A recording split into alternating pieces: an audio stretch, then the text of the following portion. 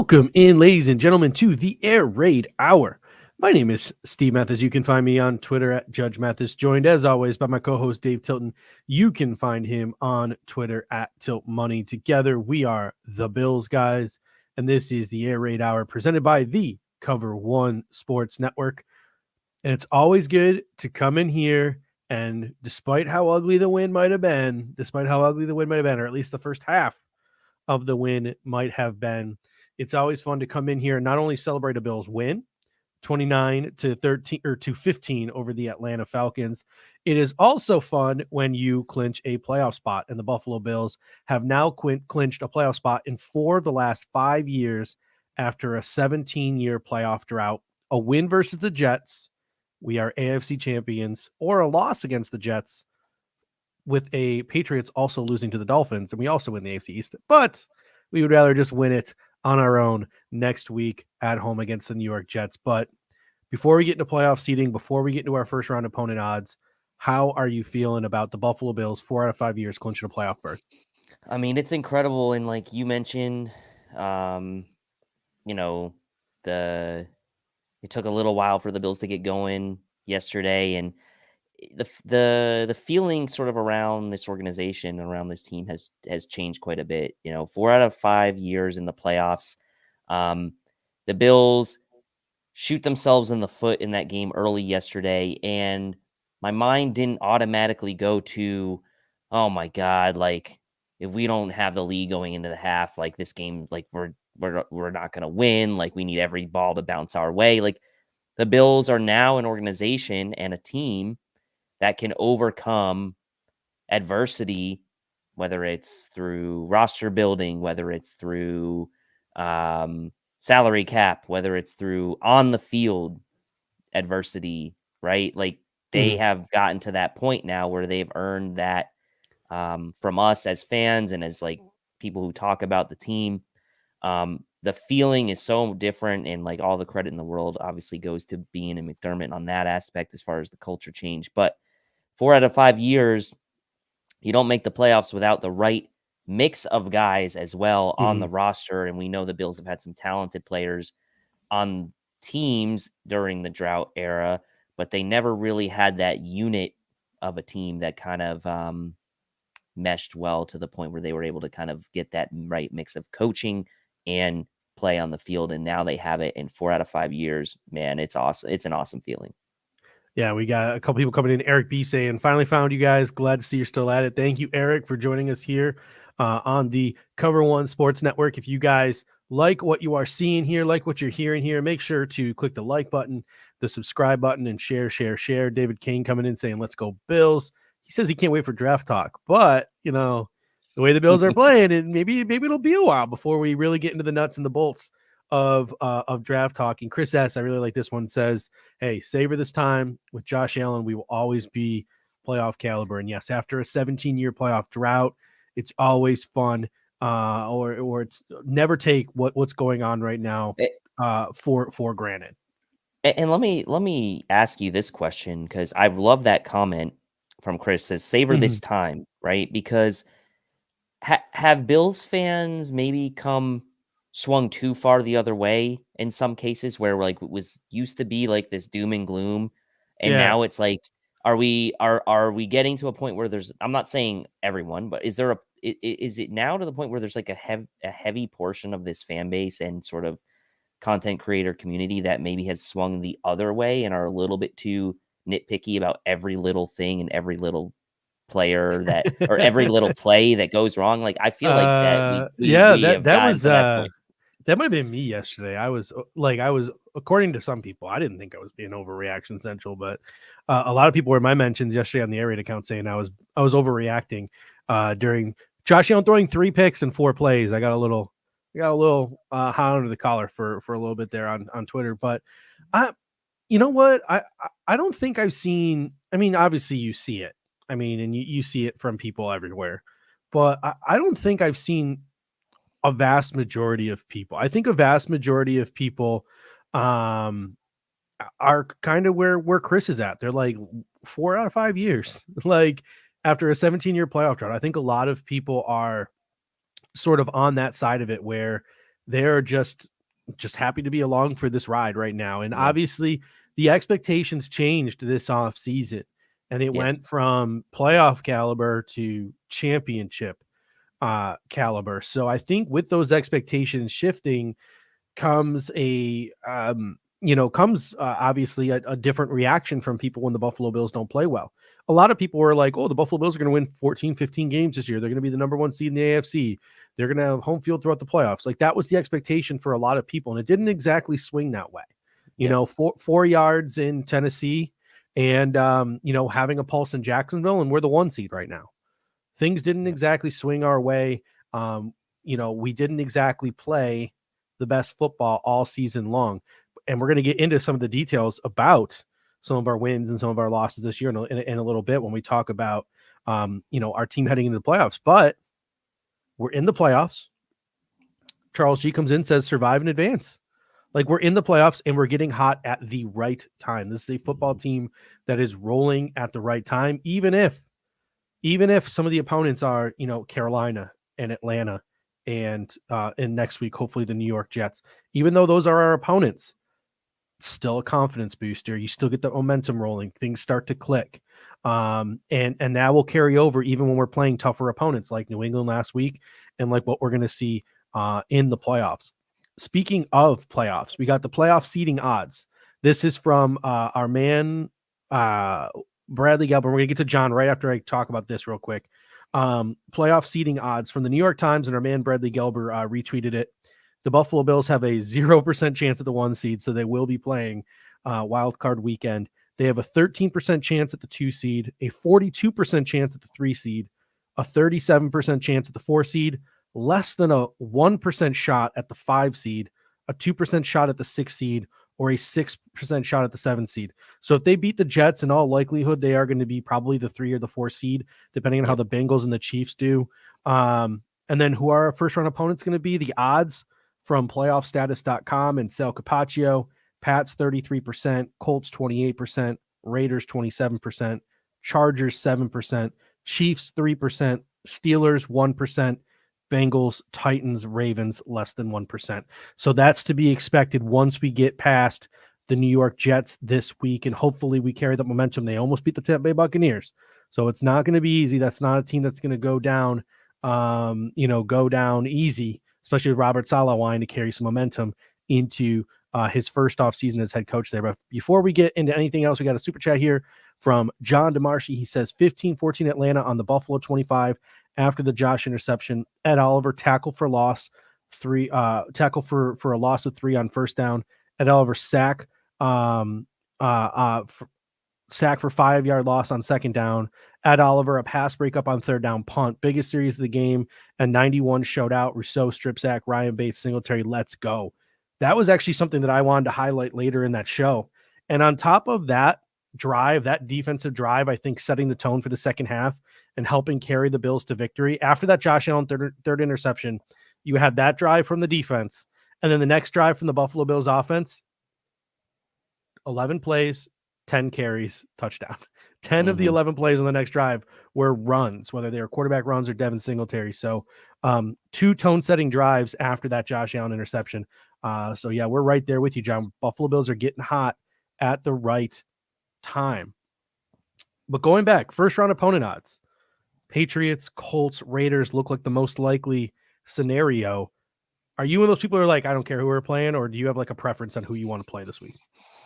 No, I mean, I don't particularly care. I know it's going to be, hopefully it's going to be a home game, obviously. That's going to be the case if we obviously wrap up the division. Here's the thing.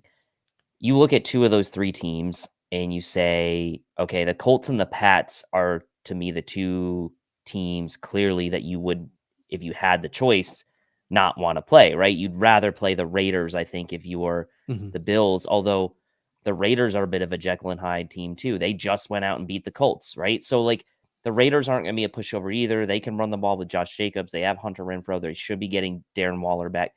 Their defense actually can get to the quarterback as well. So look, familiarity is there's something to be said about that as well. The Bills are very familiar with the Pats, and whether you want to look at that as a positive or negative, It should help them in preparing. The Colts, we know what happened.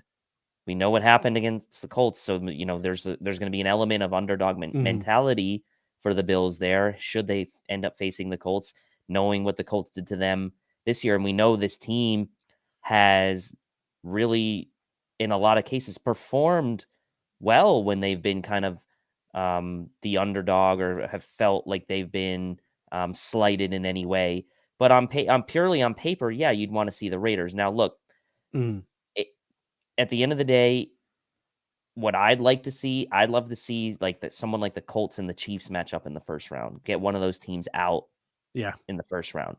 But look, ultimately, I don't care because the first round is not your goal, right? Like, yes, you'd love to get through the first round, but you're going to end up having to play the Colts or the Chiefs or someone like that, like later on down the road anyway. So, look, maybe iron sharpened iron and get that tough first round matchup, and maybe it helps you, if you're hot and it helps you. And so, and I John don't care DeMarche too even much. says you could ride the wave of momentum of beating the Pats a second time to really take you on a Super Bowl run. Yeah, that's possible as well. Beating the Pats in the playoffs, although you've beaten them 3 out of the last 4 times you've played them, beating them in the playoffs then takes that sort of notch up even a little bit further from an AFC East standpoint. So look, yeah, obviously, like if I could choose today, I would choose the Raiders, but I also don't necessarily think the Raiders are like a bad team that we should just like dismiss and like, So. Yeah, no, I mean, I'm with you. Honestly, whoever we play, we end up playing. My biggest concern is I think everybody knows like the inner conspiracy theorist that I am.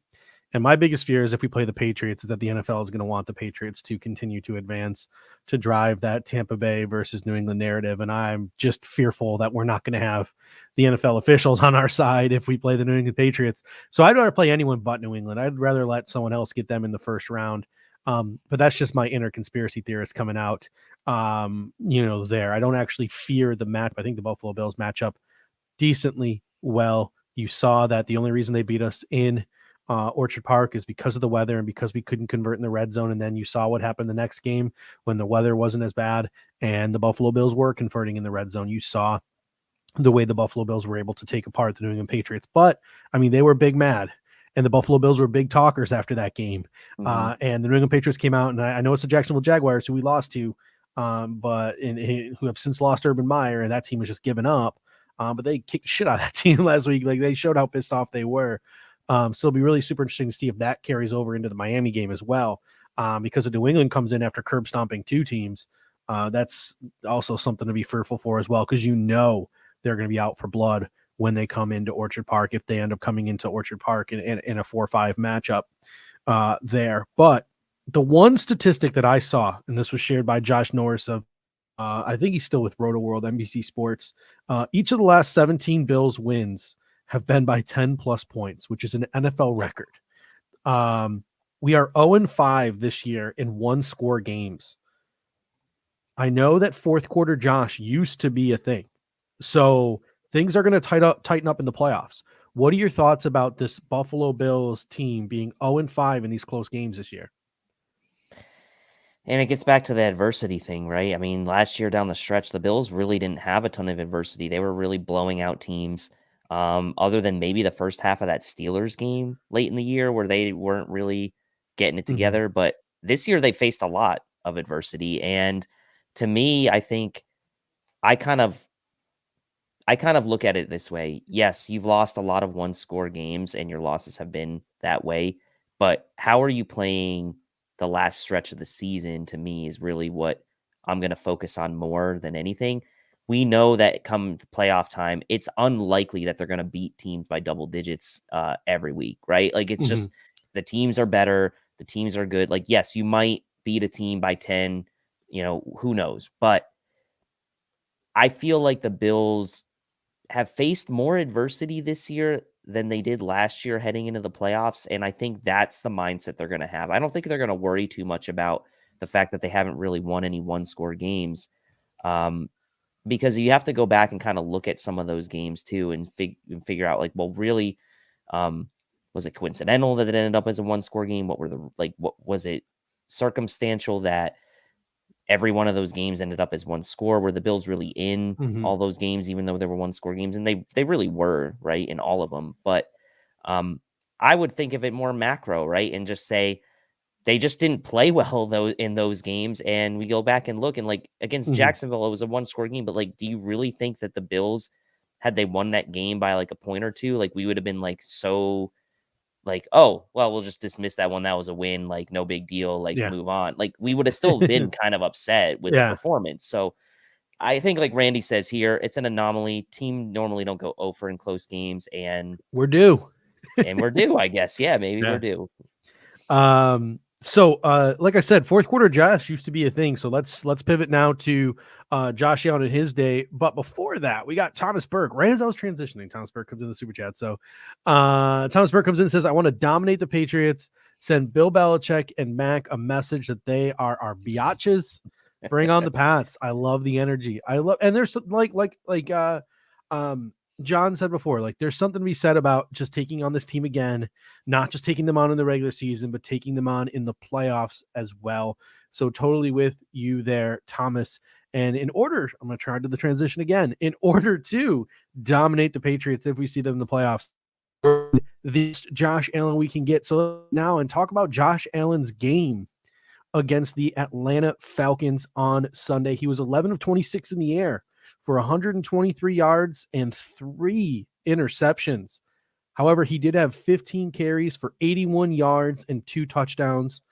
I will say this about his interceptions. 2 of them were tipped before they were intercepted, but you did see Josh get a little bit greedy. He also had that deep shot to Diggs when he easily could have dumped it down to Dawson Knox on one of those drives as well. So you could tell he was really looking for that deep ball a ton. But what were your thoughts on Josh Allen's game? Obviously, you look at passing wise, it was not his best game. His decision making wasn't the best either, right? We talk about that play down in the red zone where he's kind of drifting to his right, keeping the play alive, which was great. And throwing on it, he's had success in doing that recently. So I kind of understand, like, hey, I've been able to get away with this recently and make some big plays happen. I'm going to try it again. And it just didn't work out this time. But the thing that I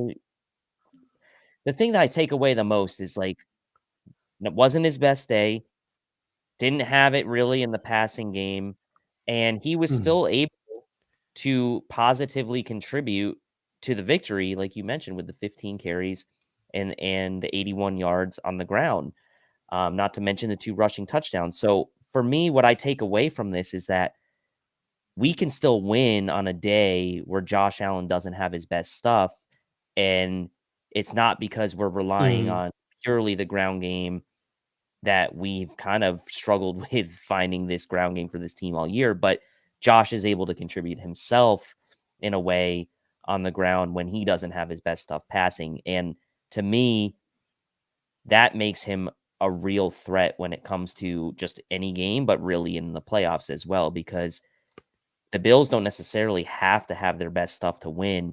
Josh Allen doesn't have to be perfect passing the ball for the Bills to win.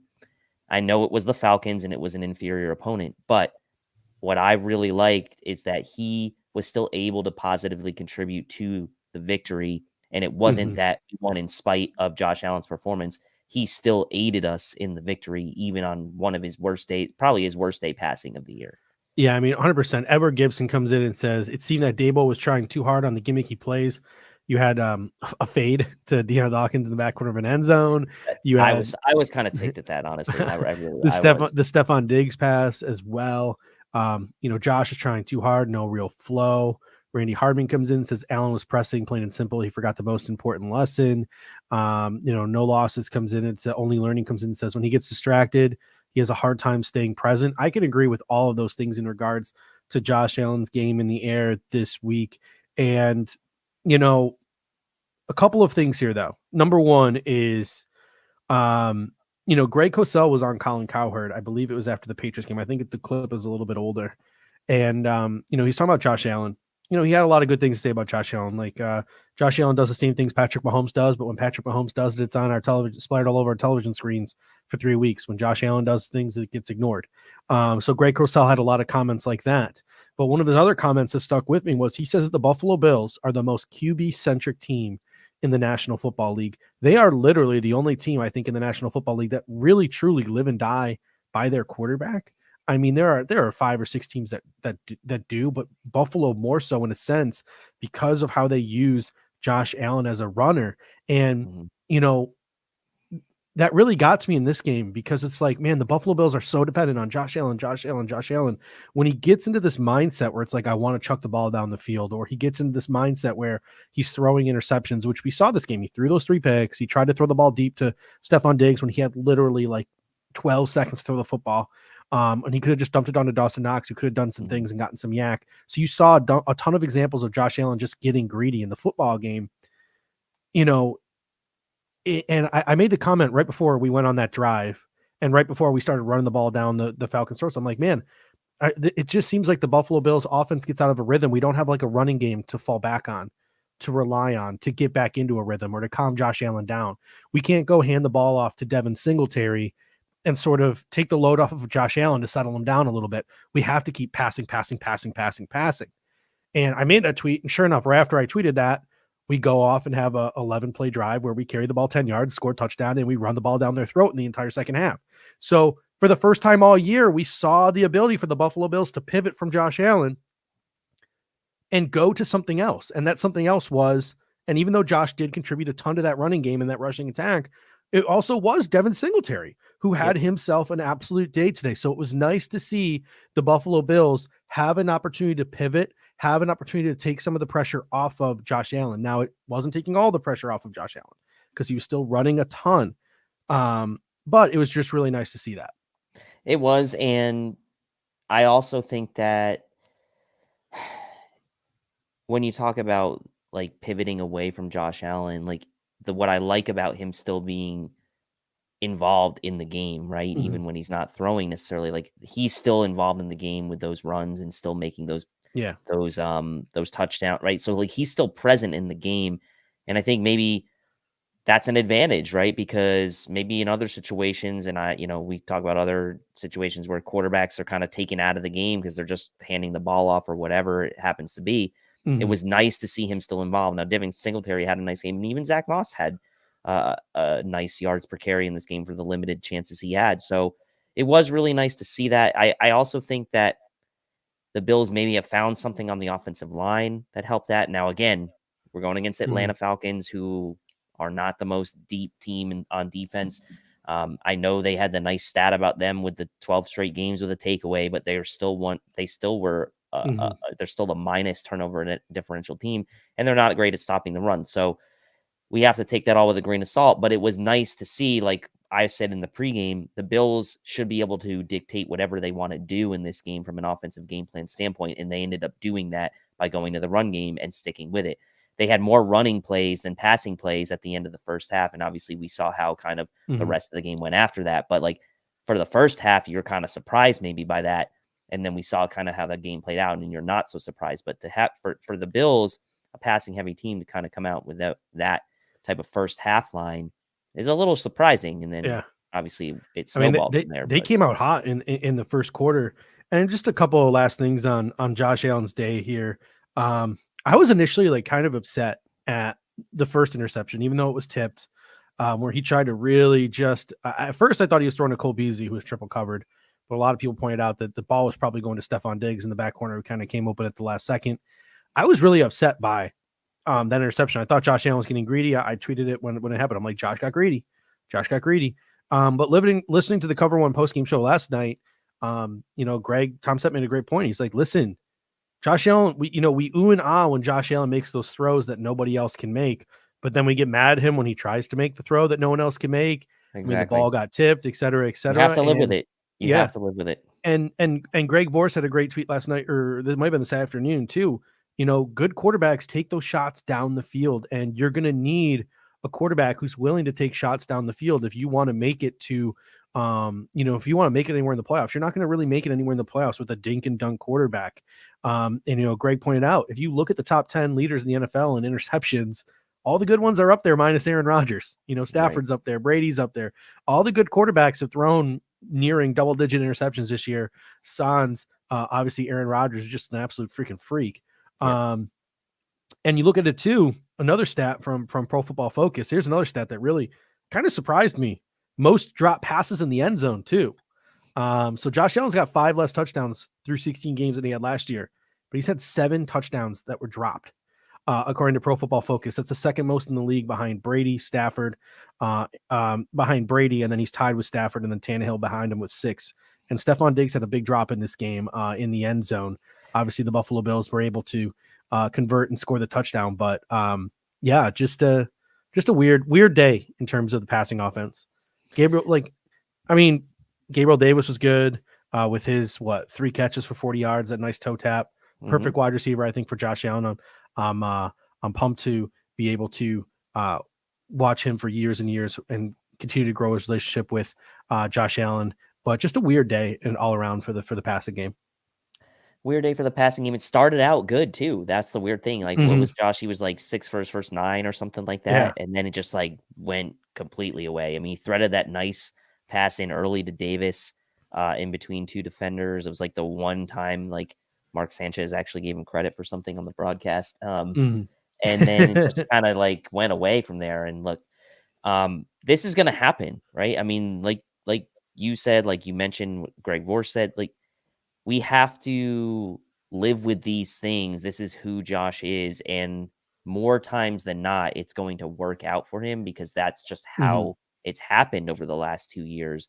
And we also have shown that we're able to, like we mentioned at the top of the show, overcome the adversity when maybe some things don't go their way. Like, we saw things not go his way early in this game. We saw how things didn't go the Bills' way at all in the first half of that Tampa Bay game, and they came all the way back from that. So I really think that facing this adversity in the last stretch, 5-6 games of the season is going to help the Bills as they round out the regular season.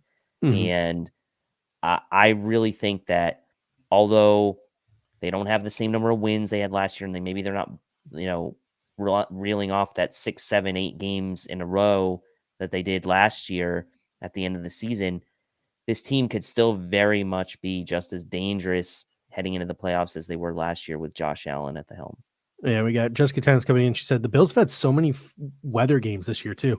That's another thing. That is another thing too. I can't go. I'd have to go back and look at every single forecast and every single game the last couple of seasons. But I just, as a Bills fan, I think this is the most weirdly odd weather season that we've had in quite a while. I could also be wrong. This could just be recency bias, but I feel like Jessica is spot on there that we've had so many weird weather games. One last stat on Josh Allen before we go and move on and talk about all the other players like Harrison Phillips that had a great game. This is from TJ on Twitter at TJIACONO, TJ Iacono. He did a little digging here. Josh Allen now has 31 career rushing touchdowns, and he did a little comparison of some other players in the league and their career rushing touchdowns. So Josh Allen's got 31 career touchdowns rushing. Saquon Barkley has 19, drafted in the same class as Josh Allen. Leonard Fournette has 31. Nick Chubb has only 5 more at 36. Austin Eckler's got 20. Josh Jacobs 27, and David Montgomery 21. So Josh Allen, the quarterback, is kind of almost up there with the Nick Chubbs in the world in terms of touchdown production. And some of these running backs, and he's outpacing a lot of these elite or upper echelon running backs in the National Football League. So that's just that was kind of eye popping when I saw it. I obviously it's just like a box score statistic, et cetera, et cetera. But it was just something that was just super interesting to see as we pivot now towards the people blocking for Josh Allen. And that was the offensive line. They were outstanding against the Atlanta Falcons. Aaron Quinn made this comment last night on the Cover One postgame show. You obviously got to grade it with a curve. The Atlanta Falcons depth chart minus Grady Jarrett, not so hot in the front 7. The opponents have been a little bit weaker during this offensive line uptick, but this offensive line just needs to be, it doesn't need to be elite. It doesn't need to be upper echelon. It just needs to be a top 10 to 15, just needs to be a top 10 to 15 unit in the National Football League. And each week they're gaining consistency and they are gaining confidence. Now, towards the consistency point, Rick Bates, he left the game with an injury late. Seems like it might be not so serious. Clay Troyer from Buffalo Fanatics was at the game, said he was running around on the sidelines. Looked like if it was maybe a closer game, he could have gone back in. Sean McDermott said he was day-to-day, not week-to-week or anything like that. So Rick Bates should be fine. But what are your thoughts on the progression of this offensive line over the last couple of weeks here? Yeah, and I kind of hinted at it a little bit ago. I think the Bills may have found something now. We can sit there and say, well, look, it was the Falcons, but they had this line configuration against the Pats as well, who were the number one scoring defense in the NFL going into that game against the Pats. So it's not just a coincidence that Ryan Bates, insertion into the lineup and the Bills getting a healthy Deion Dawkins back in the lineup, being able to have Spencer Brown play on the right side, Darrell Williams playing that right guard spot, and Mitch Morse playing absolutely phenomenally as of late. Rick Bates into the lineup has really solidified, I think, that rotation in my mind. And now there shouldn't be a rotation. And I said in the pregame show that, okay, was Ryan Bates' performance against the Pats a one-game anomaly, or is that something we can expect from him going forward? And if he delivers against the Falcons, who don't have the best defense, then he should get another. He got that another chance against the Falcons, and he delivered. He didn't fall on his face against an inferior opponent. So guess what? That's momentum now for Rick Bates, and now we can do it one more week against the Jets. That's 3-game sample size. That's a pretty good sample size heading into the playoffs that he could be that guy. And I don't think it's a coincidence that group, that line, is really the best the Bills have had on the field this year. That combination, especially for their running game, which we know they're going to need in the playoffs at times. So another great game for the offensive line. There's 2 in a row. I think you can see Josh starting to get more comfortable back there as well, especially on his passing plays. He seems like he's not, maybe not as skittish. He's got a little bit more time than he had earlier in games prior. So I think this is the right combination, right? Whatever you want to say about what the Bills might want to do in the offseason, go sign a guard, go draft, whatever. This is what they've got to work with right now. And to me, this is the best option they have right now. Yeah, I mean, doing a little digging on Ryan Bates, I think, as you mentioned, he's the best option you have right now. He's also a restricted free agent with left guard, center, right guard, flex, who can even play a little bit of tackle. So to me, I'm looking at Rick Bates now as a guy that you bring back next year and you actually give him a chance to compete for a starting job. I'm not saying you hand him a starting job, but now he's a guy who you feel like you can maybe throw in there if the guy you come in to replace gets hurt. So maybe you can even look at a guy like Ryan Bates and think maybe that's your future replacement for a guy like Mitch Morse. So you look at a guy like Ryan Bates and now there's just an opportunity for more than what you thought. We thought he was Jeremiah Searles, right? We thought he was a guy who's got 5 position along the offensive line, flex, will always be your number 8 guy. And maybe that is who he is. But we're starting to see that maybe there is an opportunity for more. And Chris Jenke says, bigger question is, do we move off of John Feliciano? I think it's no question. You can't pay John Feliciano $6 million next year. You have an out. It's not that big of a cap hit. You got to restructure that contract or get out of it. There's no way you can pay John Feliciano. There's no way you can start John Feliciano at left guard next year. There's no way you can justify it. And there's no way you can bring him in as a backup at $6 million or even to compete as a starter at $6 million. So to me, that's one of the easier cap hits to get out of. He's gone. I don't care if he plays video games with Josh Allen. At worst, you got to restructure that deal. You brings can't him pay wine him. too, though. He brings him wine. But Rick Bates went back. Chris Trapasco posted some kind of weird chart. I never understand these like charts things when I look at them. And he's like, yeah, Rick Bates is like this great athlete. When I saw that tweet from Chris Trapasco, I'm like, I'm going to Google his RAS. So I Googled his RAS, and sure enough, he had like a 9+ RAS score. And the only real red mark, the red flag on his RAS score from Ken Lee Platt, the math bomb, was his weight at 305 for a guard. What did Josh Allen say he weighed the other day during one of his press conferences? That he weighed 335. Whether you believe that or not, it's probably still it's closer probably to 325, 330 than it is to 305. You can even tell that by looking at him. So the biggest weak spot to Ryan Bates's relative athletic score was his weight, and now he's fixed that even. So I'm sure if you tested him again, he'd be closer to a 10. So that shows you that Ryan Bates does have upside. But like you mentioned, it's not so much about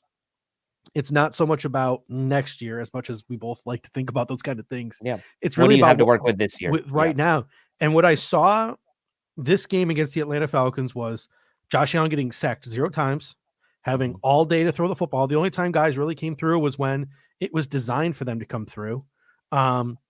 That Mitch Morse pivot to block the blitzing cornerback was unreal. Seeing that replay and then watching Eric Turner post a ton of those videos, the offensive line just going to work, tenacious.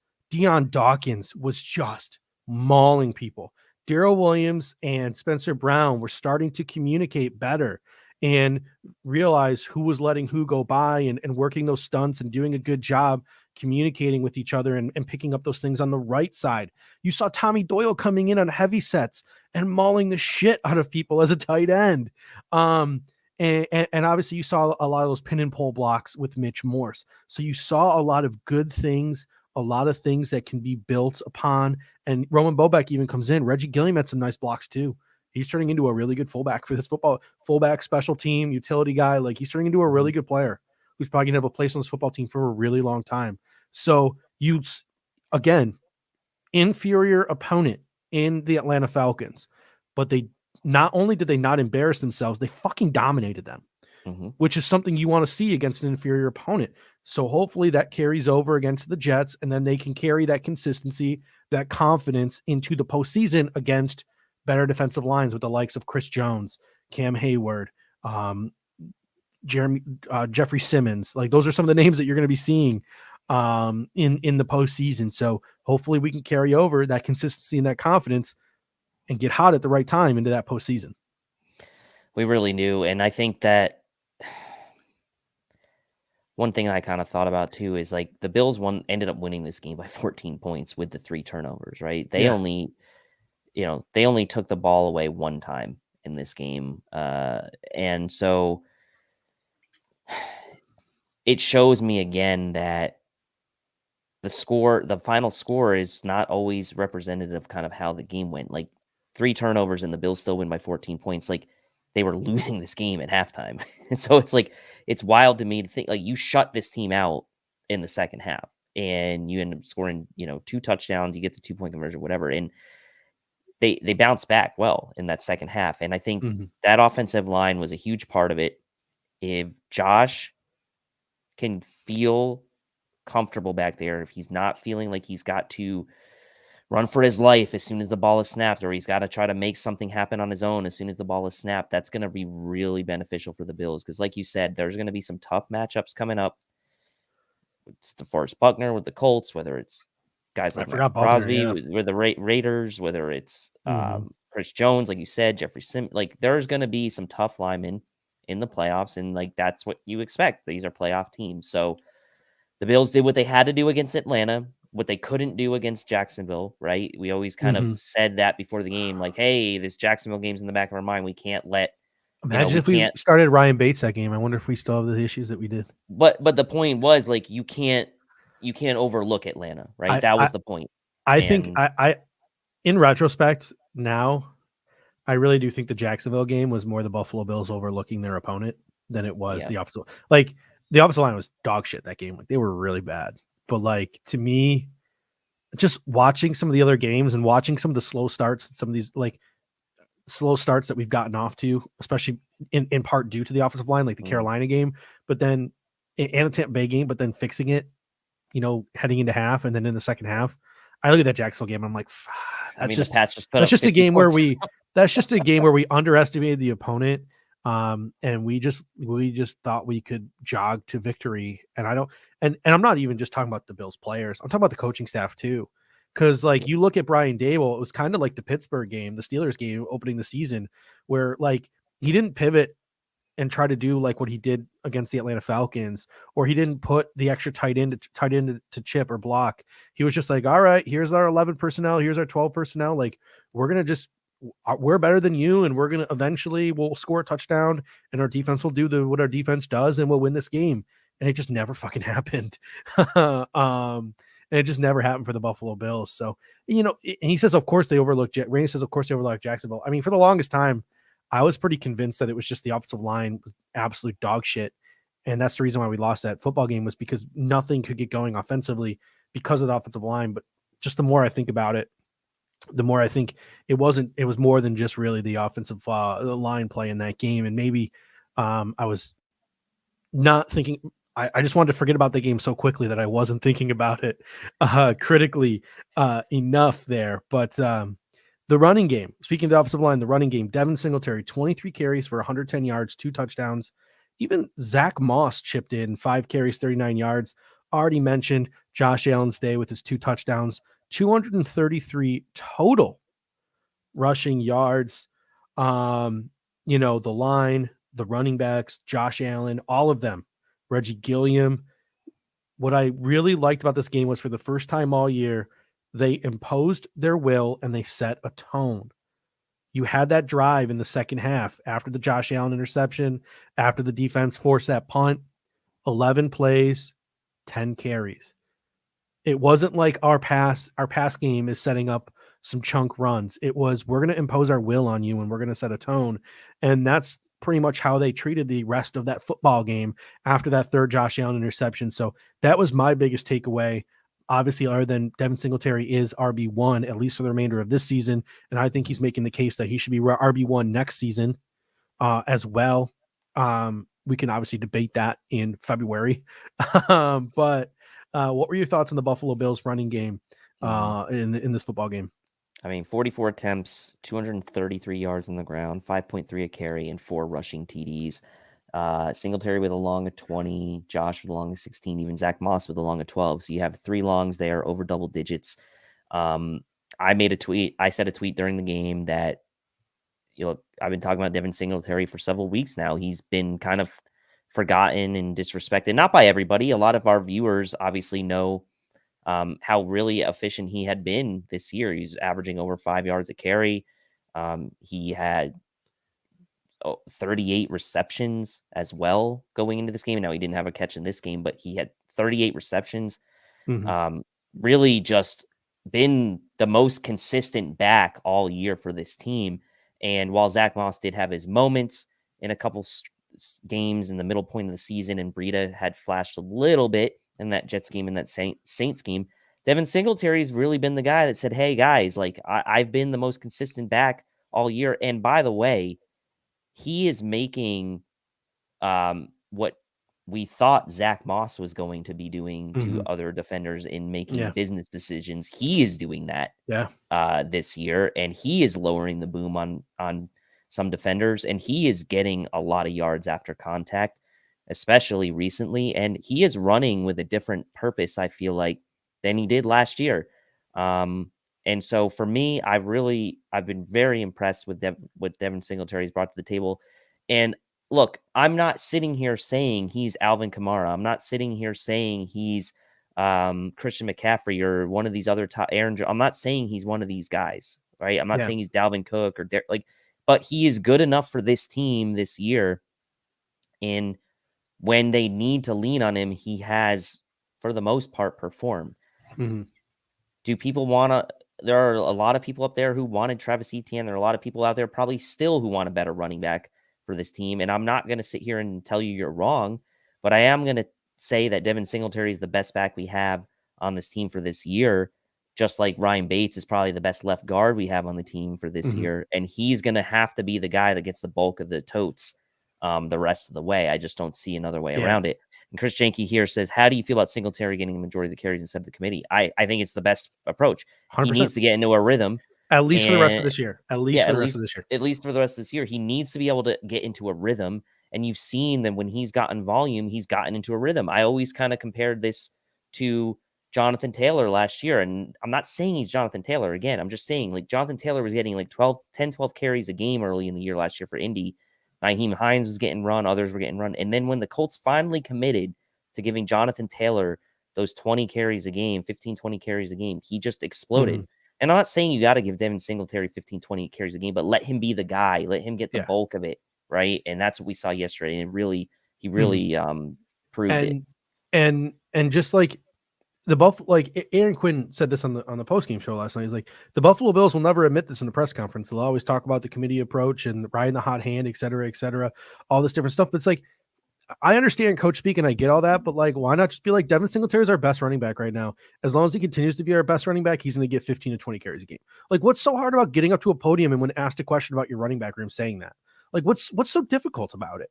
And right now for a team that is pretty much 70-30 pass to run and also relies on their quarterback for a good chunk of their ground game. And it doesn't seem like that's something they want to go away from. It seems like that's something they're always going to utilize because it seems like something that like Josh Allen advocates for and enjoys. I mean, the dude gets fucking rocked and gets up and smiles like he's happy about it. So when I look at this, the philosophy of the Buffalo Bills moving forward, number one, for the rest of the season, Devin Singletary completely should be not your 1A running back. He should be your number one running back. That doesn't mean he needs to be used like Alvin Kamara. It doesn't mean he needs to be used like, David Montgomery or Derrick Henry or Jonathan Taylor. Just use him like Austin Eckler. Devin Singletary had like a string of 5 or 6 games in the middle of the season where he had under 10 carries. Like there was like 6 or 7 games in a row where it was like 4 carries, 5 carries, 6 carries, 7 carries. If those games you didn't go by your committee approach, et cetera, you gave him, 10 to 12 carries in those games or 12 to 14 carries in those games, his numbers would probably be closer to Austin Eckler's. Austin Eckler, I know, has missed a game, so he's probably going to miss 1,000 yards this season, but I think he's around 200 carries this year. I think he's around almost 900 yards. He's got double-digit touchdowns, which is something you could probably see from Devin Singletary if he was utilized just a tad bit more as a runner. He'd be 1,000-yard back. He'd be a double-digit touchdown guy if you just fed him a little more. Now, a couple of people in the comment section, there was someone coming up. Someone asked about, Kenneth Walker and Isaiah Spiller, and I don't want to talk too much about the offseason, et cetera, like I said, but do you think the Bills attack the running back position in the draft? Someone like Kenneth Walker or Isaiah Spiller? A conversation that you're going to have in February. What do we want our running backs to be in this offense? Because if you want your running backs, if your philosophy is going to be 70-30, 70-30, 70-30, do you spend a first or a second round draft pick on a running back? Probably not. Do you maybe use a third round pick and add another third round pick to the rotation of Moss and Singletary to come in and compete and see who pops and replace Breida with a third round pick? Maybe. Do you use like a fourth round pick? Maybe. I look at a guy like James Cook from Georgia. Dalvin Cook's brother would be a perfect change of pace back from Devin Singletary because unlike Zach Moss, he's different. James Cook is a guy who could be used as a legit wide receiver, can legit be used in the screen game, has a little bit more burst than a Zach Moss. So maybe finding just an upgrade over Breida, somebody who can come in and compete to maybe earn a 1B role to Devin Singletary's 1A. That's something to consider. But the way the offense is functioning, I'm starting to come off this using high draft capital on running back or using free agent money. Me and you both drooled over Melvin Gordon a couple of weeks ago. I'm leaning away from that at this point based on the way Devin Singletary is playing. I'd lean away from it too at this point now. And also just knowing that running back, it's not like the Bills are going out there with a top 5 pick and they're drafting like a Christian McCaffrey or a Saquon Barkley. That's not what we're talking about here. Like Aaron Jones was a 5th round running back. And I'm not saying like every guy is going to be Aaron Jones, but if you keep taking swings on guys with traits in the mid rounds, you eventually could find someone that pops. And like Devin Singletary for a 3rd rounder has done okay. Like that's why I'm like really about the traits now when I kind of go back and look at who I would want to target in the draft. Like what are the traits that we would want from a running back on this team? A guy that can, guy has speed, a guy that can catch the ball, maybe a guy that can help him, in pass protection. Like those are the things I'm going to start thinking about as opposed to like, well, can this guy really be like a do it all running back? So too early for me right now. Haven't studied enough yet from the draft perspective, so I'm gonna Yeah. leave that for February. But yeah, I'm kind of leaning with you too, because I was really kind of on that Melvin Gordon train a little bit a couple weeks ago, but I am kind of coming off it now. Yeah, we got one last thing on the offense that I want to talk about real quick. I want to get your thoughts on our guy Merck on Twitter. Always a great follow. He was talking on Twitter about how, just at least in his first run of the Falcons game, he noticed that they were actively scheming to take Dawson Knox out of the football game. And one of the things that he talked about on Twitter was like, Dawson Knox is now a tight end that you actively scheme for and you try to take away. And he's been one of Josh Allen's favorite sort of, emergency fallback options, and a guy who's made some chunk plays for this team when things have broken down. He was actively schemed against in the Atlanta Falcons game, and you saw Josh Allen get a little bit uncomfortable. Merck talked about how other teams that we're going to see in the playoffs are going to look at this Atlanta Falcons game plan because Josh Allen threw 3 picks, and they're going to try to replicate some of those things. And one of those things might be taking Dawson Knox away. So if you're the Buffalo Bills and you're Brian Daboll, one of the things I think you need to start thinking about over the next week, 2 weeks, how do we pivot when a team tries to take Dawson Knox away? You see this team historically has been like a little slow. Like last year, that Titans Chiefs, that 2-week run. I know it was also weird because of COVID, but it was also a little weird because teams are starting to figure out the Bills offense a little bit. They got off to such a hot start. And it took 2, 3, 4 weeks for that Buffalo Bills offense to get back into that rhythm before we got to that Seattle game. That can't happen here. It's almost the playoffs. So if this taking Dawson Knox away is something that's going to affect your offense, you're going to have to figure out how to pivot from that and be prepared for that as we get into the playoffs here. So that's something to keep an eye on over the next couple of weeks, is if defenses are actively trying to take Dawson Knox away, making that a part of their game plan, how do the Buffalo Bills pivot? So that's just something I think we should keep an eye out for. What are your thoughts on that? Well, I mean, I'll go back to what I just mentioned about Devin Singletary. I mean, 38 receptions on the year. He's been proven to be a fairly reliable receiver out of the backfield this year. If you want to incorporate Zach Moss back into the passing game a little bit, fine. But I feel like you can do that with Devin Singletary now, and you feel like you have a pretty reliable option. You mentioned Austin Eckler as a comparable. Like, how many times did Justin Herbert dump the ball off to Austin Eckler yesterday? It seemed like every other play, the Broncos were actively taking the deep ball away from the Chargers. I mean, Devin Singletary can be a nice safety valve. And if Josh, like we talked about in the pregame and even the postgame of the Patriots game, if he can find that balance between, taking his shots and kind of taking what the defense gives him, Devin Singletary can be a nice outlet for them. And that's something that maybe the Bills will utilize more against defenses that maybe haven't schemed against that type of play calling from the Bills offense, in that type of, well, not play calling, I shouldn't say, but Josh Allen taking the check down, right, and taking the running back outlet. That, and also and Gabriel Davis being integrated back more into the offense. I don't know what's going to happen with Emmanuel Sanders the rest of this year, man. But man, like Cole Beasley, we expected a big game from him. He didn't. Like, obviously, no one from the passing game had a big game. But Cole Beasley and Gabriel Davis really need to be the ones that taking some of that attention away from Dawson Knox, especially Beasley over the middle of the field has to be that guy that does that, and maybe some Devin Singletary out of the backfield. By Chance here says, the only true dynamic receiving weapons are Knox and Diggs, is why we need another weapon next season. I would disagree, and I say I think Gabriel Davis can be that to a degree. But what I really liked about, and I don't disagree, I think we do need another receiving weapon next season. What I liked about this tweet was him mentioning Knox and Diggs as our 2 big dynamic receiving threats.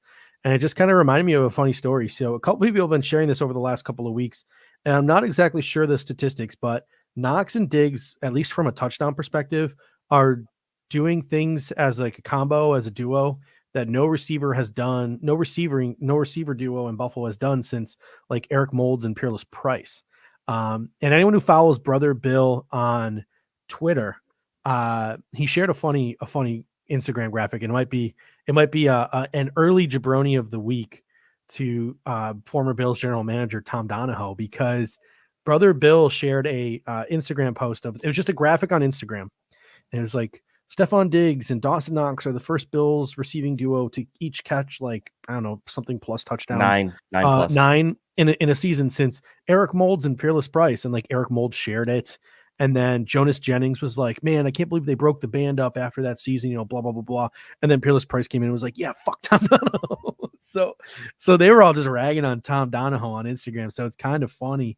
Head on over to Brother Bill's Twitter and just check out the screenshots of that. It was pretty funny. So maybe an early Jabroni of the Week candidate, Tom Donahoe. But we, pivot now to the defense. They gave up 13 points, 15 points total, but 2 of those were on Marquez Stevenson with that safety. 13 points allowed, 0 points allowed in the second half. That does come with the caveat that Kyle Pitts hurt his hamstring, left the game. But go back to that drive that was mentioned by John DeMarschi to top the show off.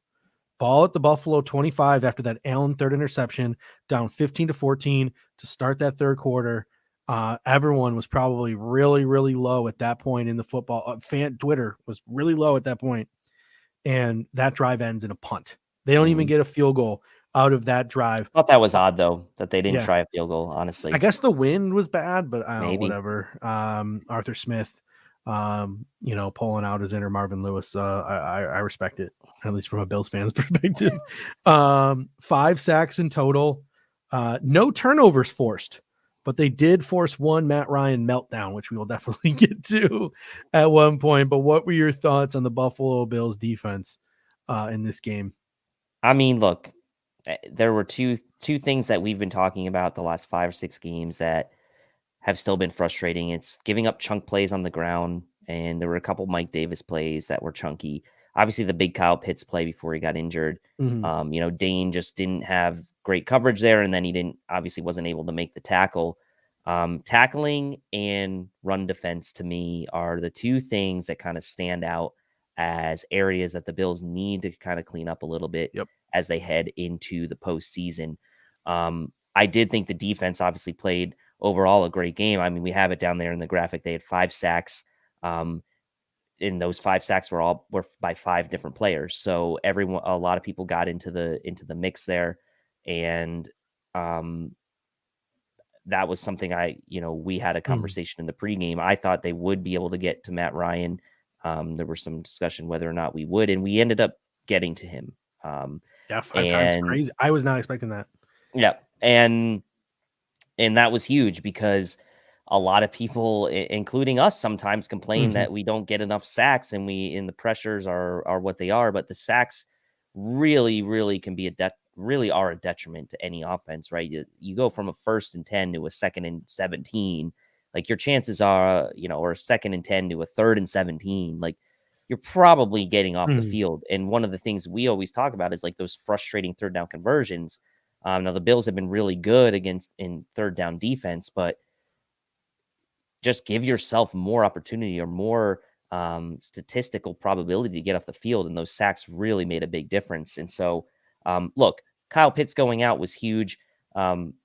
Really, they had no threats offensively. Cordell Patterson was really a non-factor. And that's true, Chris. When they do come, they come in bunches. And that's why our numbers tend to look pretty good at the end of the year.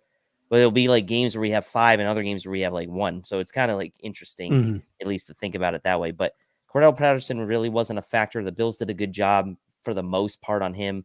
Like I said, there was a couple Mike Davis runs that kind of, got a little loose. The Bills really did play a good game defensively overall, and obviously didn't give up any points in the second half. So not a ton to complain about. And K comes in and says 2 for 17 the last 2 weeks for our defense on 3rd down. I believe that's been huge. Yep. Devin E came in. This is kind of a throwback to what we were talking about earlier. He says, "Do you guys see that Josh is now behind only Thurman and OJ in rushing touchdowns for the Bills, which is absolutely insane." And he's only got, like I said, we said earlier in the show, he's only got 5 less than Nick Chubb career rushing touchdowns, which is absolutely crazy. But in terms of the defensive performance, I'm with you on the tackling, right? Like the tackling on screens, on misdirections, it's concerning. Levi Wallace had a really solid game. Dane Jackson, obviously, it's weird, Dane Jackson. He had that one play where he went stride for stride with Kyle Pitts and had that nice pass breakup in the first quarter. But then he did get beat 3 times for 87 yards in this game he was responsible for. So a little bit good, a little bit of bad for Dane Jackson in this football game. But in terms of like the screens, the misdirections, when the running backs get to the second level, when the play breaks down and the quarterback just sort of dumps the ball off, and everyone in the secondary is down. Like the Bills just seem to struggle with the tackling there. Even the two guys who I think are all pros, Micah Hyde and Jordan Poyer, even they're struggling to wrap guys up and to make the tackle. I believe on that Kyle Pitts run, it was only as big as it was because Micah Hyde missed a tackle on Kyle Pitts there. So that open field tackling and things like that, it's always been a problem for a McDermott defense. And that's kind of shit that loses you playoff games. So it's definitely concerning. But at the end of the day, every week, despite a little concern here, a little concern there, being dominated here, being dominated there, they always give up very few points for the most part. They always give the offense plenty of opportunities to outscore the opponent and the score relatively low and doing what to do. My biggest takeaway from this was Harrison Phillips, absolutely dominant again. Ed Oliver, absolutely dominant. Ed Oliver's option picked up, and it seems like Harrison Phillips can be a legit running mate for Ed Oliver for years to come. At Harrison Phillips extension, someone tweeted like Harrison Phillips needs to be extended now, and Harrison Phillips liked the tweet. So Harrison Phillips, the Walter Payton Man of the Year, the Buffalo Bills, Mr. Everything in the Buffalo community. He wants to be back here. Mm-hmm. What are your thoughts? It seems like Harrison Phillips went from a guy who we were counting out to a guy that how much now the question becomes like, how much do you pay that dude? Like it does seem like he's finally hitting his stride and reaching that peak. And when you pay a guy, you pay for potential, not for past production. You do. And he did have the only Bills takeaway. He had the fumble recovery, I believe, on the sack of Matt Ryan. So Gregory Rousseau with that strip sack too. With that strip sack, and that was nice. Here's the thing. It was always a question of could Harrison Phillips get back to some of the flashes we saw before that injury? And we always kind of thought, well, maybe the deck was stacked against him because he's going to be in this rotation. He's got Star there. Is he really going to get a chance to shine? Is he this kind of in between 1-tech, 3-tech? What is he really? What position is he really? And he was inactive for a couple games early in the year as well. So we weren't really sure what to make of it. Finally getting his chance now, Vernon Butler being inactive and the coaching staff giving Harrison Phillips these chances to make impactful playing time, giving him impactful playing time. Mm-hmm. Look at his snap count in this game. He had 68% of the snaps on defense. So as far as defensive line, he had the most snaps out of anyone on the defensive line in this game. You saw both Oliver and Phillips 60%. And those two had the most snaps. Harrison Phillips dwarfed Star Latuli's snap count. Yep. So that was really encouraging to see. So I do think he has earned a contract from the Bills. Mm-hmm. And the question, like you said, is how much are they going to be willing to pay him? And are they going to be willing to pay him to be the heir apparent to Star, while Star is likely probably still on the roster as of now next year, but who knows now at this point. So we will see. That makes this whole conversation about Star being back in 2022 even more interesting. But I do think Harrison Phillips has played his way into another contract for the Bills. I think what you see from the Bills this offseason is because JD Polite comes in and says, whatever you do, Star needs to go. I think you see Harrison Phillips re-upped.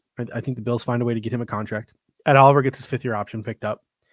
I think Star Latuli's is on the roster into training camp, but obviously his availability then becomes a concern. And because that availability is then a concern, I think Anku, Brandon Bryan have probably earned training camp spots next year to compete. Jordan Zimmer probably comes back.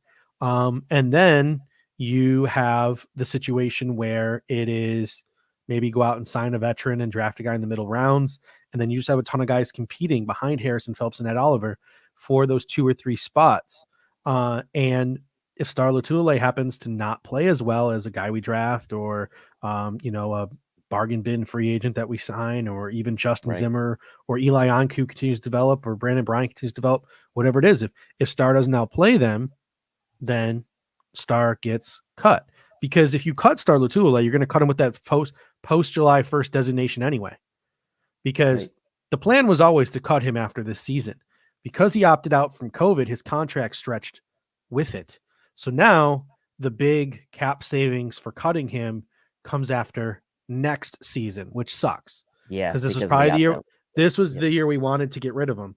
So my guess is Starlo Tulele is on the Buffalo Bills heading into training camp next year, but his roster spot is not guaranteed once we get to training camp. There will be dudes who are pushing him, and if he doesn't push back, his roster spot could be in jeopardy, and the Buffalo Bills could eat some cap space if they believe that some of the guys they bring in to compete are, quite frankly, not only better than Starlo Tulele, but prove that they can be more available than Starlo Tulele. So that'll be super interesting. Jessica Tennis also comes in and says, do you think Jerry Hughes gets offered a 1-year contract? It's so weird. I guess the grass isn't always greener. I would like to see the Bills move on from both Jerry Hughes and Mario Addison, but like I said, the grass ain't always greener. I might want to go young and see Rousseau and Basham and Epinesa and re-sign Obata and maybe draft a guy in the middle rounds or Epinesa bring did in a have that free nice agent. TFL early in the Yeah, game. he had a nice TFL. Obata had a good game. He rated highly on Pro Football Focus for whatever you want to take that for. So it's weird. Like they said, the grass ain't always greener. If he's on the roster next year, it won't bug me. If Mario Addison's on the roster next year, I think it will bug me because I think we do need to get younger on the edge, or by that I mean just get rid of some of these veterans and let some of these younger guys roll. But if Hughes is back next year, it's not the end of the world to me. But I kind of, even though I said the grass ain't always greener, I kind of would just like to see the Buffalo Bills move on and get younger there. So it'll be super interesting. What are your thoughts on Hughes on the roster next year? I mean, look, if he's going to come back for like a 1 year, $3-4 million deal, like I'm all for that. Right. Like I think Chris put in the comments, it depends on the money. And I think that's what it comes down to for me. Right. Yeah. If Jerry Hughes isn't ready to hang him up and he wants to go for one last hurrah and the Bills are willing to kind of bring him into camp on a 1 year deal under, let's call it under $5 million. I think I'd be open to that. Honestly, I would. And even maybe for Mario Addison, if they wanted to bring him back for a year, because the way they restructured him is he's a UFA after this season, right? If I'm not mistaken, or is he still under contract for next season? I'm sorry, Mario Addison. They're both UFAs. Yeah. Okay. So that's right. So I think Mario Addison might technically have a $2 million cap hit, but they gave him $2 million next year in guaranteed money to lower his cap hit this year. I think it was him and Emmanuel Sanders who both got that deal where it's pretty much insinuated that they're going to be released from their contract or opted out. Yeah. So essentially Mario Addison and Emmanuel Sanders, even though they might have 1 year, $2 million tacked on, they're essentially UFAs.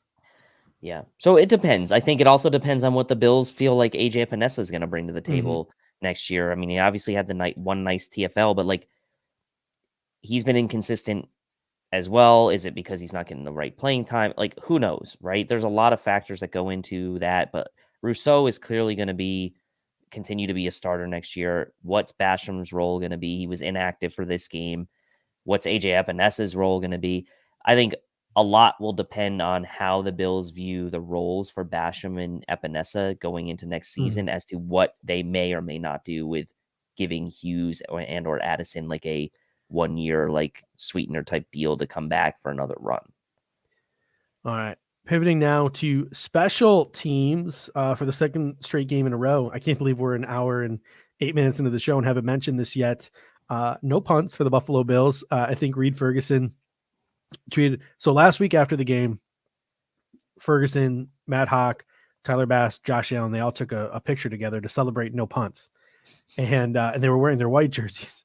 And Reed Ferguson posted a picture on Twitter today, and he just took like the editing tool on an iPhone and painted all their jerseys blue and said 2 weeks in a row, no punts, and another pick from the locker room. So that's kind of a joke there. The Buffalo Bills haven't punted in 2 straight games.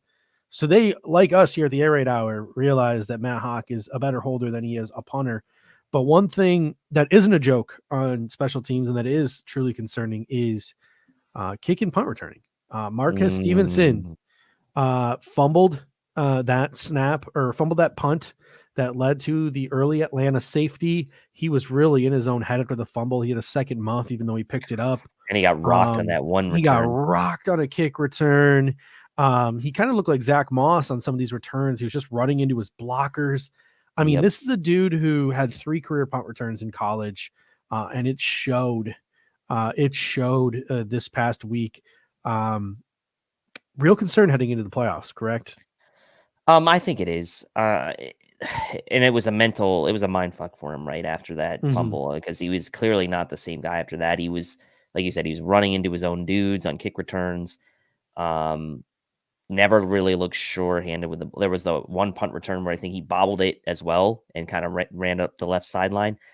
It is a concern. It is a concern. And Andre Roberts is not walking back through that door, so we have to live with whatever ends up happening. Now, Isaiah McKenzie wasn't a factor on offense in this game, but again, I think you kind of throw out the entire receiving core in this game as far as contribution and kind of go back to the drawing board on that. But like, do the Bills give Isaiah McKenzie another shot to return kicks and punts? It's not an ideal situation, obviously. Like, we're trying to figure out what's the best way to go handle this going forward. If McDermott feels like if Stevenson is the return man of the future, at least for now, because there's no one else on the roster, then he might have no choice but to put him back there. And JD Plett says, get McKenzie back there. He can handle it. But McKenzie himself has had a bad muff on the night. And that's the thing too, because so Devin E comes in and says that was one fumble. It's just a great special teams play. People are giving Marcus Stevenson a much longer leash than they were giving Isaiah McKenzie, is one thing I will say. And it's also really weird. The Buffalo Bills seem to think that if a player returns a kick or a punt, it seemingly makes them ineligible to play offense. It's super weird, this mindset that the Buffalo Bills have. So who knows if we'll even see Isaiah McKenzie. But I mean, they're giving Stevenson a longer leash because McKenzie, even prior to him joining the Bills, had ball security issues with Denver, and he's had ball security issues a few times with the Bills as well. So the longer leash is more of a factor of the longer career and more opportunity, I think, that McKenzie has had than Stevenson. So, I mean, I don't know. That's got to be a factor as well. Yeah, and Nick, this is correct, because I think this has been documented across. Stevenson muffed 2 for 21, McKenzie 1 for 41. So yeah, do you put McKenzie back there? And like you said, like, the Bills have this weird thing by putting him back there. They don't use him on offense, but like, maybe they do now still, because now they know at least they can go back to Stevenson if they need to. Could be a subtle hint here too. So first of all, Payne on Sunday Football having to watch Andre Roberts return a kickoff for a touchdown. Not only that, like, I was just like, I was thinking to myself, I was like, all right, I'm going to go look at all the free agents on the market right now and see if there's any, kick punt return specialists out there. And maybe the Buffalo Bills might consider bringing someone in just to field kicks and punts for the playoffs. And the one name that stuck out to me was on that list of, because it's hard to find a list of current free agents in the National Football League. So the article I found of like top 100 NFL players still on the market was from like a month ago.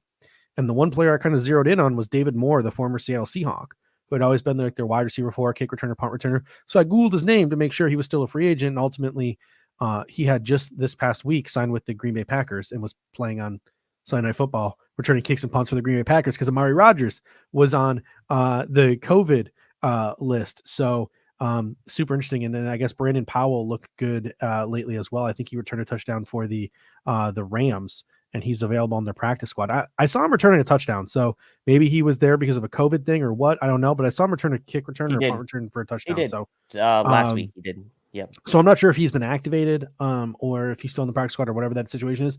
But if he's on the practice squad, that is super interesting and a name to keep out for. But Andre Roberts returns that kick return for a touchdown. He posts a little Instagram post about it. And Isaiah McKenzie commented with, you're stealing all my touchdowns, man. I got something for that. Like maybe hinting at that maybe Isaiah McKenzie might be back in the circle of trust for kicking punt returns for Sean McDermott. Maybe, I don't know. So people don't realize how good we had it with Roberts. I forgot who was it. Was what's Marcus Thigpen up to? Truth not Marcus Thigpen. I had a bet. Is it Marcus Thigpen? With Marcus Thigpen. Yeah. Was that no? That might have been the Tennessee Titans. Who's the Thigpen that we had? Was it Marcus Thigpen? Might have been. Yeah, because it was Yancey Thigpen who was a Yancey Thigpen. I had a bet with Truth of Hearts on the Bills total kick returns this year versus Andre Roberts total kick returns wherever he ended up. So I need to get back to him and figure out where I stand with that. I think I'm probably winning that. Marcus Thigpen is a American professional Canadian football running back and kick returner who is a free agent. Last played in 2020 with the Toronto Argonauts on their offseason roster. Couldn't make the Toronto Argonauts, but he's still available for anyone interested in a little Thigpen reunion. But obviously that's not going to happen. But anyway, that's about it for that. One last thing I wanted to touch on. Lesley Fraser mentioned today that he has not been contacted by either Jacksonville or Oakland for their current open and head coaching positions. I think both Lesley Fraser and Brian Daboll are going to be candidates for head coaching jobs this offseason.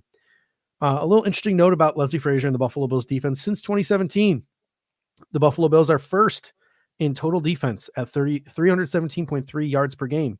They are second in takeaways in 131. They are first in pass defense with a 202.1 yards per game average, first in opponent passer rating, 78.7, and third in points per game allowed, 20.6 points per game. Lesley Fraser, he had 1 year of success in Minnesota. He's obviously coached a very successful defense these past 4 years in Buffalo under Sean McDermott, gotten the culture 101 treatment from Sean McDermott, who's really highly respected around the league. Brian Daboll has the third best offense in the league in the NFL this season, at least in points per game and points scored, which is what I care about with an offense is how many points you're going to fucking score. He's coached under Belichick. He's won a national championship as offensive coordinator under Saban, and he's gotten culture 101 from Sean McDermott. Brian Daboll, Lesley Fraser, what do you think the chances are we lose one or both of them this offseason? I don't know which one we're going to lose, but I imagine I would think there's a better chance that we lose one than none.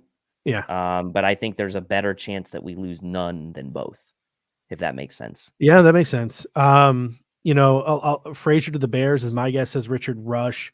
That was actually kind of reported that he would be on the top of their list if Matt Nagy gets fired. He hasn't been fired yet. Obviously, they're going to wait until Black Monday, which is pushed back this year due to the extended season.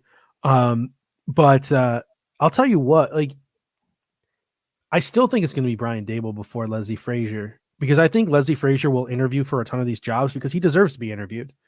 And I had this conversation on Twitter today, whether you agree with me or disagree with me. I think a lot of NFL owners are going to look at his age, 60 plus, and look at the fact that he was a defensive-minded coach.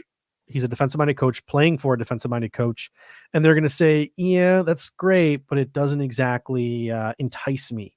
And then you're going to look at Brian Daboll and you can be like, well, here's a guy who played under or who coached under Bill Belichick for years and years and years, and a guy that won a national championship as offensive coordinator with Nick Saban, and then came to the NFL and did what he's done with Josh Allen. Yep. I'm surprised Brian Daboll's not a hotter candidate, to be honest with you. Maybe he doesn't interview well. I don't know what's going on, what the deal is. But if Brian Daboll, and here's the thing, Lesley Fraser leaves, it's reported he takes Ken Dorsey. So we lose our quarterback's coach. Shea Tierney probably gets bumped up to the quarterback coach position. He's sort of Brian Daboll's protege back from his days at Bama. Brian Daboll leaves. We have Ken Dorsey sliding into the offensive coordinator role. So it should be interesting. Maybe the question should be this: which coordinator would you least like to lose? To me, it's Daboll. Because McDermott's got that defensive background. I would not want to lose Daboll. Probably so, but man, it's nice having Fraser there as that calming sort of leader there. Because part of me wants McDermott to get away from I want McDermott to be a manager of this team, right? I want him to be a head coach. I want him to leave the defense and the offense to his coaches. I want him to be the guy that really just manages the team. So I think if you have to force me to pick, I probably would want to keep Daboll just because of the Josh Allen continuity and that, like you said, with McDermott's background, there's likely someone we can get to come in and run that defense. Hey, Jim Schwartz, maybe threw that name around. He's out there. We can bring him in. I just think it's harder to find offensive gurus. The trend in the NFL has been to hire offensive guys. And you see, okay, Brandon Staley, it's worked out with him. But other situations, it really hasn't worked out. Vic Fangio is probably going to get fired from Denver. So, yeah, I don't know. And I see a couple people here saying, Claude, please, I would love to see another vision for Josh. Fafet Darian coming in saying a monkey could coach this offense. The grass isn't always greener. And someone mentioned up in the comment section earlier, I just had it up here. A lot of us were like, all right, cool. We want another vision we want a more explosive kick and punt returner. And we don't want to get rid of Andre Roberts. Like, we get rid of Andre Roberts. We don't want him gone. Like, you could be feeling that same way. You could be missing Brian Dable the same way you're maybe missing a guy like Andre Roberts right now, because you don't always know what you got till it's gone. Richard Rush comes in and says, what if we lose both? Dorsey stays, right? Yeah. So here's the thing. Lesley Fraser, it's pretty much been noted, and these things usually typically come from the agents. So my guess is there's probably some bit of truth to it, that if Fraser leaves, his suggestion for who his offensive coordinator is going to be is Ken Dorsey. So that's the name he has.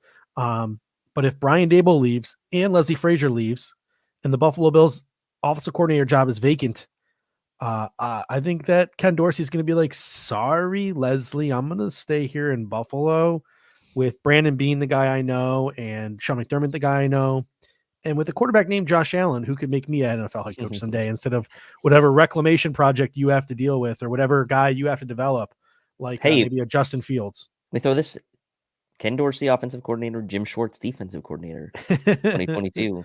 That's not terrible. Yeah. And here's the thing, with Josh Allen comes, I think, an ability to where we could go out and we could get it if we needed to. We could go out and we can get an offensive coordinator. You have Josh Allen. So like, Josh Allen is what did Greg Cosell call him? No one uses their quarterback like the Buffalo Bills. No one has a quarterback centric offense like the Buffalo Bills. Josh Allen is probably one of the top 3 or 4 most explosive players in the National Football League.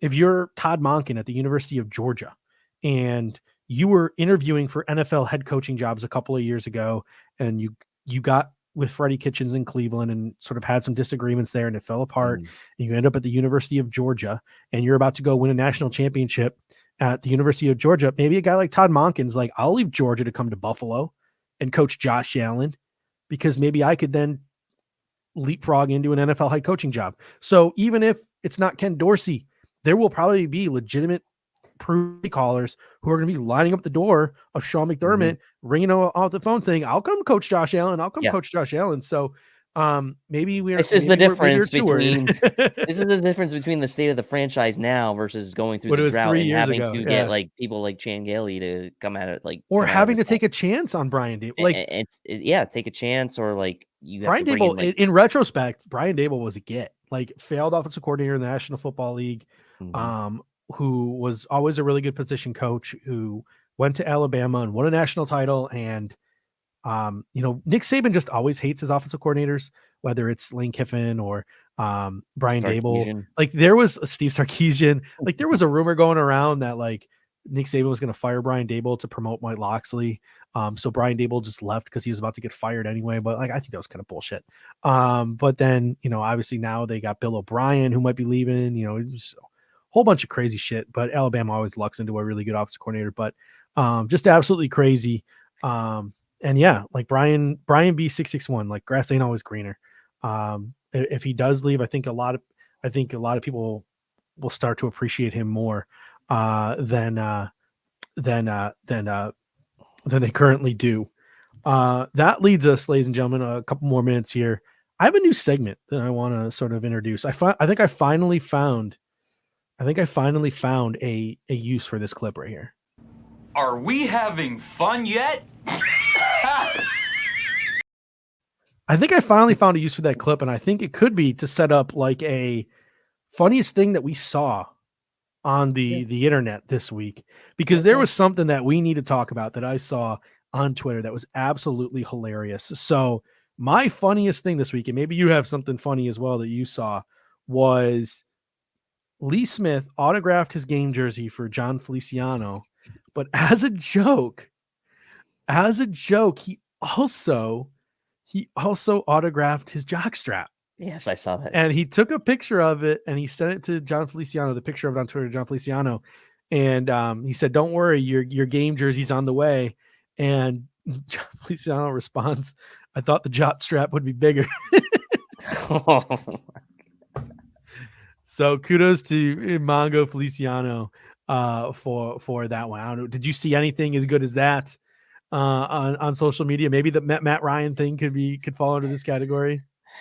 Yeah, nothing quite as good as that. I will say that the Zimmer interview, well, maybe it wasn't funny, but I found it funny where Oh, they were dude, like, ice do we want to cold. take a look at Kellen Mond? And he's like, no, he's like, I see him every day. I'm just like, damn, dude, that's Ice, dude, tough. that was a man who knows he's getting fired. Oh, I get fired up about the weirdest things. I was so mad. I fell asleep at halftime in that game, so I shouldn't even me be too. that mad. But Me I too. fell asleep at halftime because that game was so fucking terrible. Because they started Sean Mannion. Why would you start Sean Mannion at quarterback if you're Mike Zimmer and you're about to get fired? Like, why would you put out a quarterback that you know is going to score 10 points? You know, check down Charlie is just going to dump the ball off and he's not going to turn the ball over, but you're only going to score 10 fucking points. And you're going against Aaron Rodgers, Devontae Adams, and Aaron Jones and AJ Dillon. Like, you know, they're going to be putting up 20, 30 points on you. Like, why not start Kellen Mond, a guy who's got some legs, who might be able to make a big play when things break down, et cetera, et cetera. Just give your team a chance in hell. But yeah, that post-game press conference was fucking salty. He's another candidate. If Lesley Fraser leaves, that's a 43 defense that Mike Zimmer has run for a long time. And Mike Zimmer could just slide into that Lesley Fraser role of experienced former head coach. Yep. Former Vikings head coach. We got another connection Right. there. So, I mean, Mike Zimmer was a great defensive coordinator for years with Cincinnati and with Dallas. So, and even that Minnesota team has had some really good defenses over the years. But his message has just gotten stale there in Some people are just better Minnesota. as coordinators, and Mike Zimmer actually has been a He's decent been a head good coach. decent, yeah. But it's just Yeah. it's stale. It's just Yeah. stale. Yep. All right, one last thing. I got a jabroni of the week. I got to get off my chest here. Jabroni, you are 3 seconds away. And The Rock means 3 seconds away from The Rock to lay the smackdown on your candy ass. Yeah, I can't stop you though. You keep using this word jabroni, and it's awesome. JD Pleck comes in with AB, which is a good one. Yeah, but that's clear. My jabroni of the week is Mark Sanchez. I mean, yeah, that was a brutal 3 hours of television. It was clear. Listen, like, you know, we harp on announcers almost every week because they're pretty much all fucking terrible. Because they just think, oh, we'll take a forward player, we'll slap a headphone on them and they'll be great. But yeah, they're not. But I mean, just like, I made the joke because Eric Turner was like, listen, like normally I can ignore it, but like there was clearly a bias Mark Sanchez had against Josh Allen, taking every shot at him he could in this game. But isn't that kind of weird though? Because of that interview. Remember that they did a interview podcast together. Yeah. Here's my theory. Mark Sanchez is mad because Josh Allen's paying Jordan Palmer for all those off-season workouts. And Mark Sanchez does those off-season workouts too with some guys. I think he's mad that Josh Allen's paycheck is going to Jordan Palmer and not to Mark Sanchez. I think that might be it. Well, That's the only thing I can. He's getting free money from Fox to do a terrible job. So for the first time in my entire life, I muted a football game. Like I was talking to you before the show started.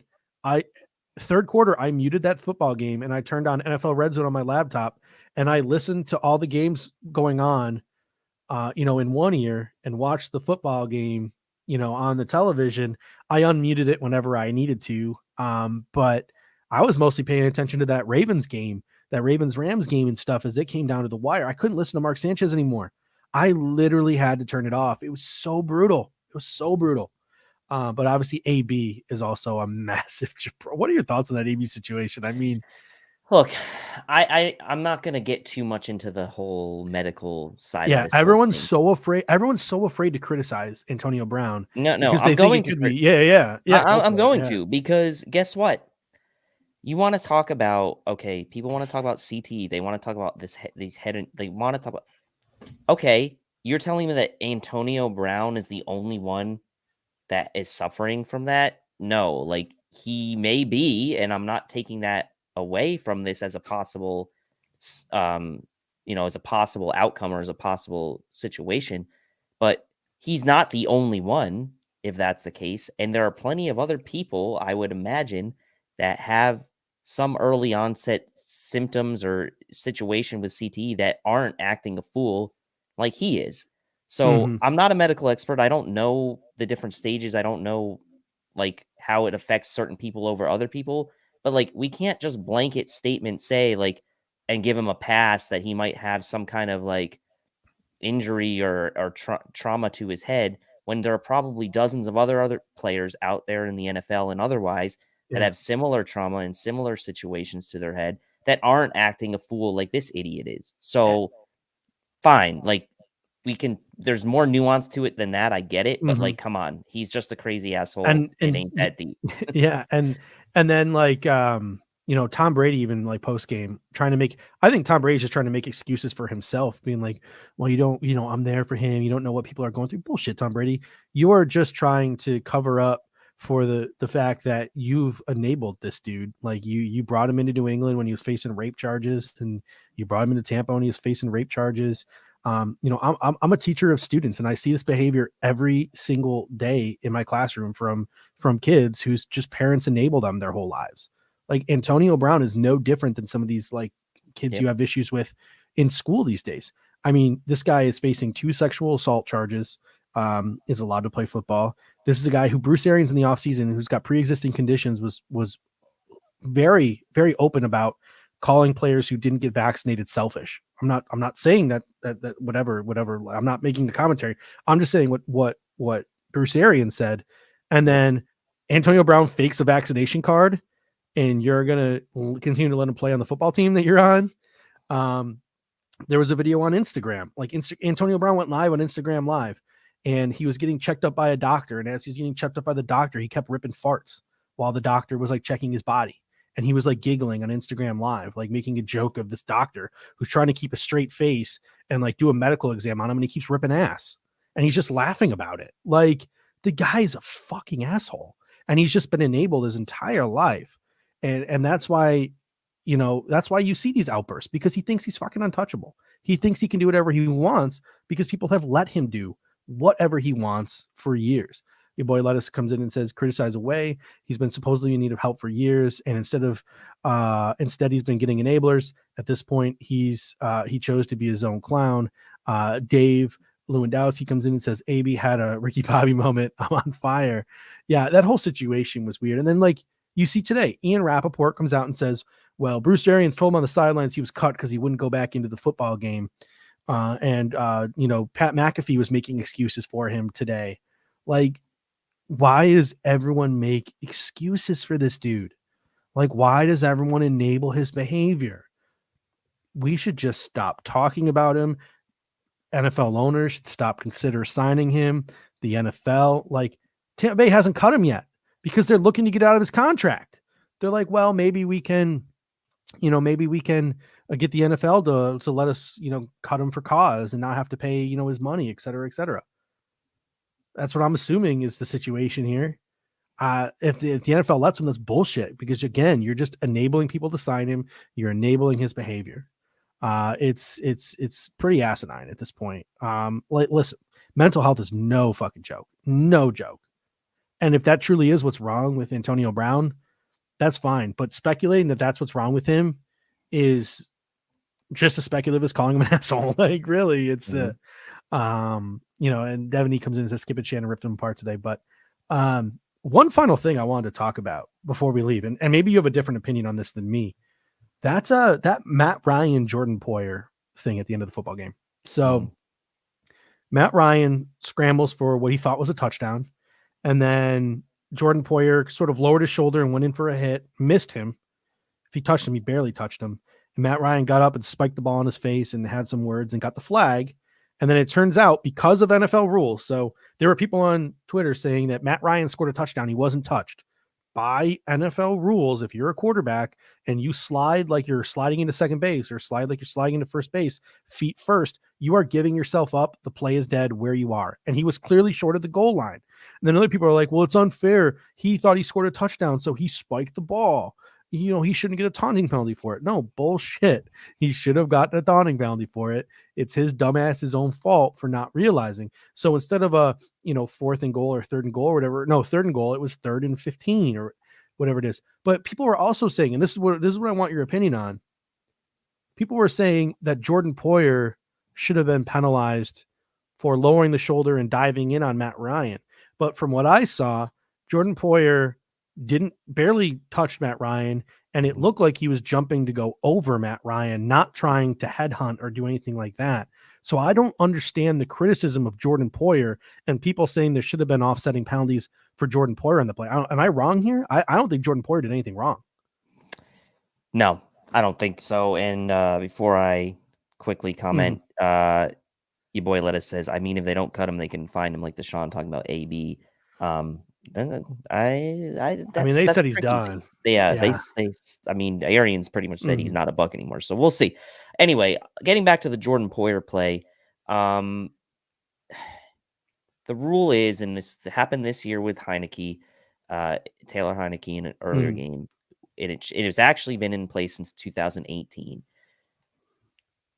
Is the player giving themselves up or not? The intent is not part of the rule. The rule is that whether you are sliding or going head first doesn't matter. If you're going to the ground, the play is supposed to be dead where the initial kind of motion, I guess, happens. Poyer kind of skims over Matt Ryan, and Matt Ryan obviously didn't go feet first. He went head first, and Poyer like grazed him maybe slightly. I don't understand the criticism of Jordan Poyer in this situation. I really don't. And Matt Ryan, I thought, was out of character for him as well, because he's usually a pretty level-headed dude on the field. Seems like he took offense to what Jordan Poyer did. Yeah, and that's what I also found odd, because Matt Ryan would be like the last guy I would expect to get a taunting penalty, whether he scored or not. Like he's not the guy I would expect to get that type of penalty. So the whole situation was just really weird to me. I think the officials actually got that call right, like based on the rule. And I did not think Jordan Poyer warranted any kind of a penalty. Yeah, Caden K coming in saying the Jalen Hurts at the tunnel thoughts. My only thoughts on that gate FedEx Field. right? Yeah. So I mean, people have Brony of the week, maybe FedEx Field. FedEx Field. Well, railing. we've had this conversation before in like some of the off-season shows and stuff. I mean, FedEx Field is it's a noted dump. Like, it is a shithole. They had to like take out a whole bunch of seats in the upper deck because they were unsafe. I mean, the place is it's a pit. It's an absolute pit.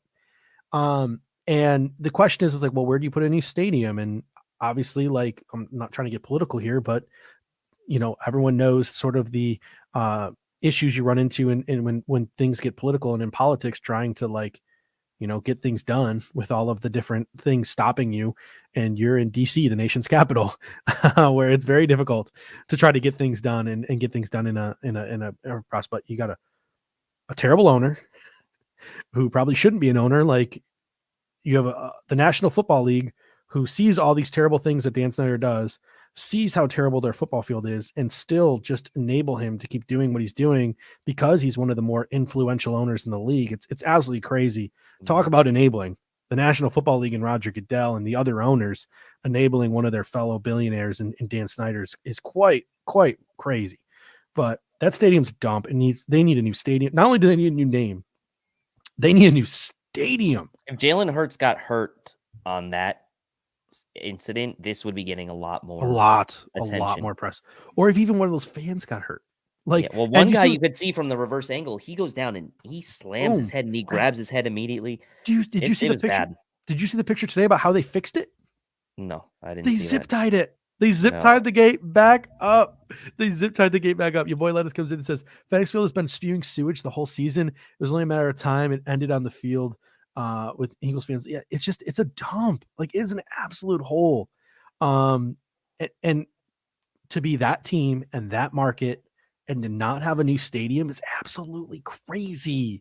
Like, they need to consider like maybe going into Maryland to build that stadium or something. Like, I don't know. They got a Republican governor now, not to get political. Maybe that'll help them like spearhead the process of building a new stadium. Usually those guys are a little bit more open to, even though, I'm not going to get political, but anyway, I just think maybe with a new governor, they have a better chance of building a new field. But it's just, it's absolutely crazy. Absolutely crazy.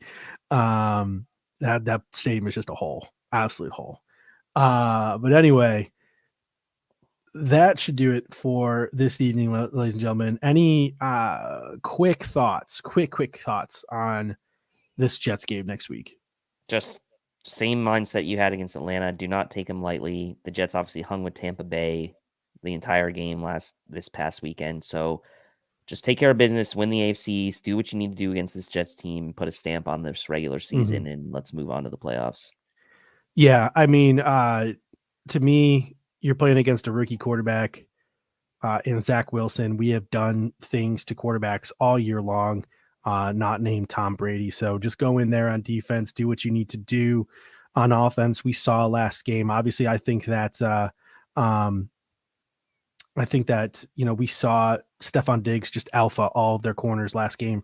I don't think they're going to let that happen again. So I think some of the auxiliary weapons for the Buffalo Bills are going to have on full display. I think if the Buffalo Bills do have any issues in this game, I think it's going to be Michael Carter, who I think is really developing into a really, really good running back for them, both as a runner and out of the backfield as a receiver. I think he could give the Bills a lot of trouble. And Braxton Berrios is really coming on too. T Dobbs talking about Braxton Berrios in the comment section. So let's just blitz the snot out of Zach Wilson. Do what you need to do to shut Zach Wilson down. And the New York Jets shouldn't give you that big of an issue. I know that they took the Bucs to the wire. But again, Buffalo Bills just need to go in there at home, do their business. I haven't looked at the weather yet. I'm not going to look at the weather, but Chris Jenke says, I missed this. I was wondering why Ty Johnson scored some points for me on my fantasy bench this week. Michael Carter left the game with a concussion, so maybe he's out. I missed that. He still put up like 14 points for me on my fantasy team this week, so I didn't even notice. Ty Johnson's not bad either. I mean, he's not Michael Carter. Oh yeah, if Michael Carter doesn't play, Michael Carter will be like, "Fuck, you got no." Like literally, like the one thing I was like, "Well, this guy might do something that helps you win the." Yes. No, if that guy's out, fuck, you're screwed. That would be like if the Atlanta Falcons were playing without Kyle Pitts. Oh God, yeah, we got kind of lucky there.